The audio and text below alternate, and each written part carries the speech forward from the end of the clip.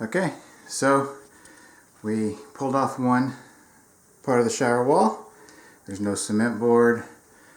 It's just basically a chase, I guess, to make the proper size for the shower insert.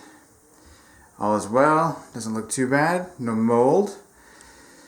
But what concerns me more about not having mold is the fact that I know in this house that we bought, you know, everybody says, oh, you know, whatever, the problems, it's minor problems.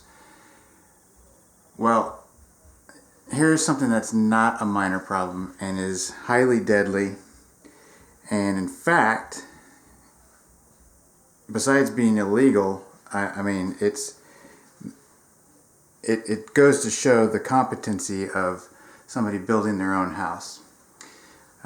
We knew things were going to be bad when we bought the house, but I didn't expect it to be like this.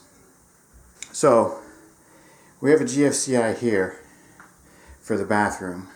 On the reverse side of this wall is the kitchen sink, the dishwasher, and basically the kitchen. So here's our shower wall. Here's our shower head right there. Okay? So to get this wall out, we've got to do this one first. Put the pry bar in here. No problems. Popped it out. This actually popped out a lot easier than this side. And look at what I find.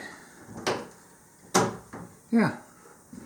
The backs and wiring right next to the plumbing lines for our shower.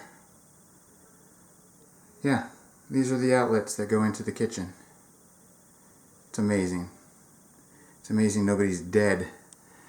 Because if this had leaked from the shower head or dripped behind this insert here, gotten onto those electrical wires or in those electrical boxes, we'd have a serious problem.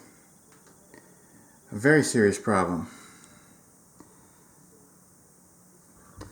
Alright, well, that's just another one of the hundreds of problems we've found with this house so far. So, stay tuned. Let's see what else we can find.